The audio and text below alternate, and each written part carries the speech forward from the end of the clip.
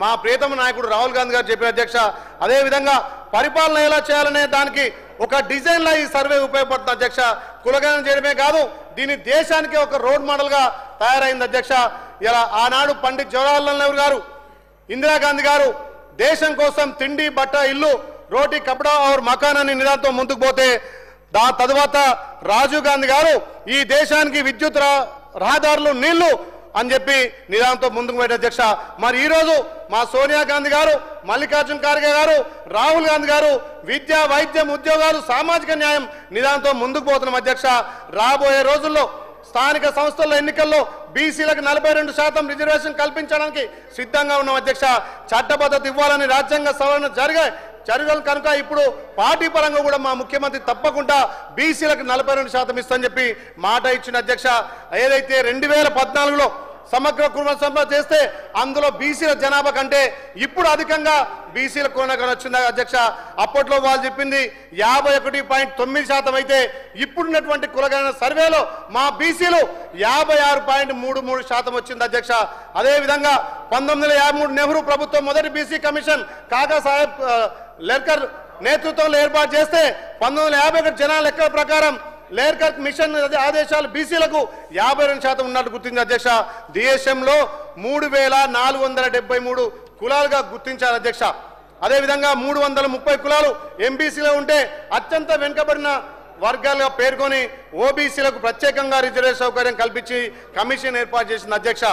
Indira Sahani versus భారత ప్రభుత్వం వాణిజ్యంలో సుప్రీంకోర్టును అనుమతి జాతీయ వెనుకబడిన తరగతుల కమిషన్ ఏర్పాటు చేసింది అధ్యక్ష.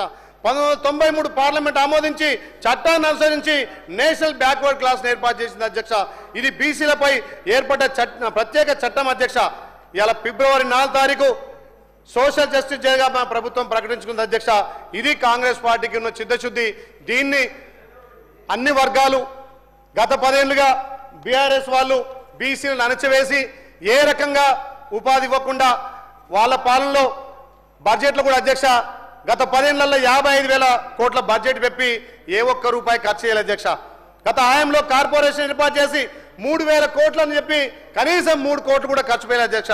2018లో బీసీ మంత్రిత్వ శాఖను కూడా తీసేసారు అధ్యక్ష. వాళ్ళు మళ్ళీ బీసీల మీదకి వాళ్ళకు అంత ప్రేమ అంత ఉన్నట్టుగా ఆప్యాయతగా చూపిస్తారు. కనీసం 2018లో మంత్రిత్వ శాఖనే రద్దు చేసినటువంటి ఆ పార్టీ అధ్యక్ష వాళ్ళు. అదే కాకుండా బీసీ రిజర్వేషన్ 2019 స్థానిక సంస్థ లేదు అధ్యక్ష 34% ఉంటే దాన్ని 24% తగ్గడం వల్ల ఈ రాష్ట్రంలో మా బీసీ బిడ్డలు రాజకీయంగా 13,346 మంది ఇలా రాజకీయంగా నిరుద్యోగులు తయారయ్యారు అధ్యక్ష.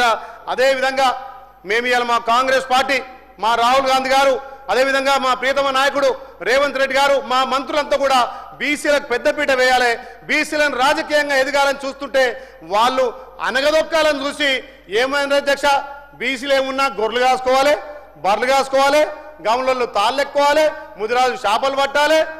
ఇదా అధ్యక్ష? దీనికి భిన్నంగా మార్పు రావాలి. ఇలా ప్రజాపాలన గౌరవ ముఖ్యమంత్రి రేవంత్ రెడ్డి గారి నాయకత్వాన, మా బట్టెనారి నాయకత్వాన బీసీలు కులవృత్తులు కూడా రాజకీయంగా, ఆర్థికంగా, సామాజికంగా, విద్యాపరంగా ఎదగాలనే ఉద్దేశంతో 42% రిజర్వేషన్ కోరుకుంటున్నాం అధ్యక్ష. మరి దీన్ని కూడా మీరు ఓర్వకపోతే ఎట్లా అధ్యక్ష? దీనికి సహకరించి రేపు ఢిల్లీకి అవసరమైతే మా మంత్రివర్గ పొన్నం ప్రభాకర్ గారు అందరిని తీసుకొని పోతాడు. మీరు రారి, ఢిల్లీ మీద కొట్లాడదాం, పార్లమెంట్లో ధర్నా చేద్దాం, తప్పకుండా నాకు రావాల్సినటువంటి వాటా బీసీలకు దక్కాల్సినటువంటి 42% దక్కించుకుందామని చెప్పి ఇవాళ సభలో బిల్లు పెట్టినాం అధ్యక్ష. దీనికి అందరూ మద్దతు ఇచ్చి ముందుకు పోవాల్సిన అవసరం ఉంది. కాబట్టి నిజంగా మా రాహుల్ గాంధీ గారి ఆలోచన మా గౌరవ ముఖ్యమంత్రి రేవంత్ రెడ్డి గారు అమలుపరిచి ఇవాళ ఈ బిల్లును అసెంబ్లీలో చర్చకు పెట్టి దీన్ని ఆమోదింపజేస్తున్నందుకు ప్రత్యేకంగా మా రాహుల్ గాంధీ గారు కానీ మా రేవంత్ రెడ్డి అన్న గారికి ప్రత్యేకంగా ధన్యవాదాలు చేస్తున్నాను. జై హింద్ అధ్యక్ష.